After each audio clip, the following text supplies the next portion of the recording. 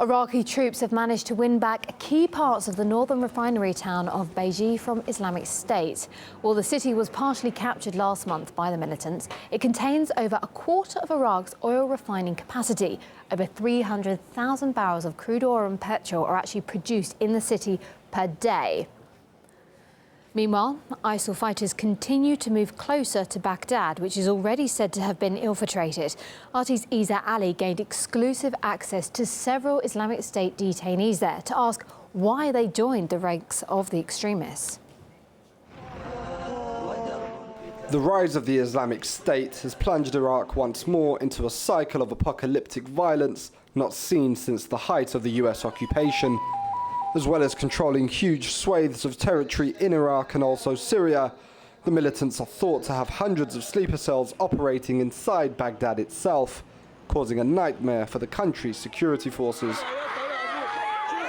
We are on our way to the facility which houses the 13th Regiment of the Ministry of Interior's police, and we're going to be interviewing some of the detainees they're holding there who have been fighting for the Islamic State.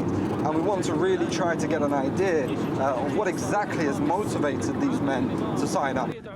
These two men, Abu Bara and Abu Osama, are Sunni Muslims from Baghdad and were part of one such cell. Abu Osama is 27 years old. He says he was recruited into ISIL when he was in prison on petty crime charges. He rose to become a cell leader.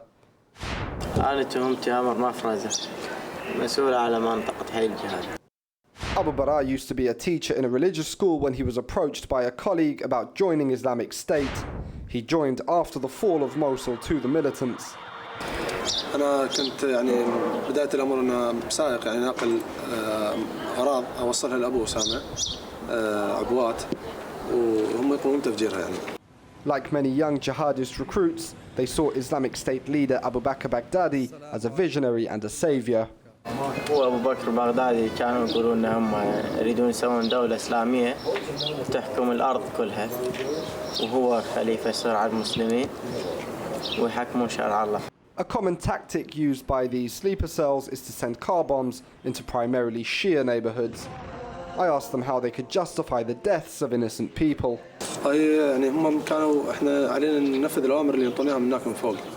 هو غير مبرر ولكن هي كان انه زعزعة الأمن.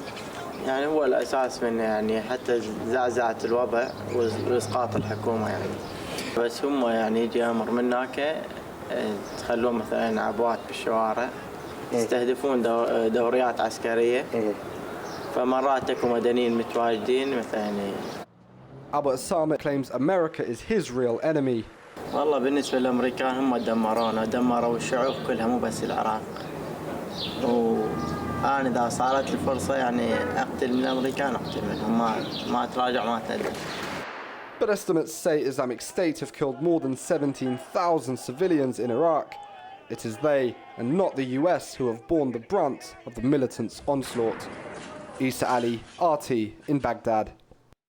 What's also troubling is that it's American weapons which Islamic State fighters are managing to get hold of to aid their quest. Well, here you can see images which the extremists have actually posted online claiming to have seized US armed vehicles.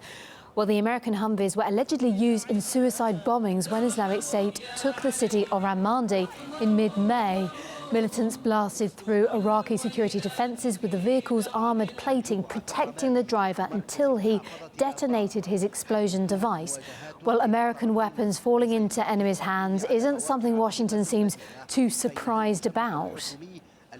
We have to recognize that sometimes our engagement and direct involvement will stimulate and spur additional threats to our national security interests.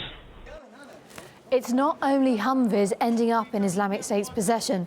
When the Iraqi military reclaimed one warehouse abandoned by the jihadists, it was littered with US-supplied equipment, as this video, which we obtained a few weeks ago, demonstrates. And last year then, over the border in Syria, the US mistakenly airdropped weapons right into Islamic State's hands. The aid was meant for Kurdish forces who were engaged in a bitter fight against the terrorists for a border town at the time, which actually eventually fell. Well, we talked to a former US Army veteran, Rory Fanning, about incidents like these ones. It's not enough that The U.S. created the conditions for ISIS to come about, but now we are arming them.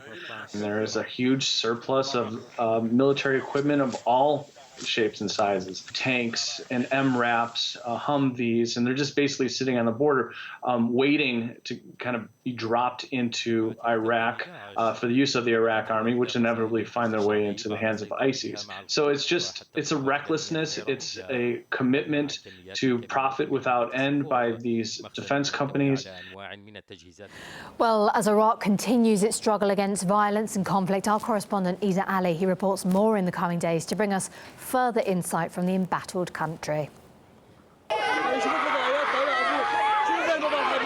A nation broken by war. The front line of jihadist terror. I travel to the heart of the conflict. Inside Iraq, on RT.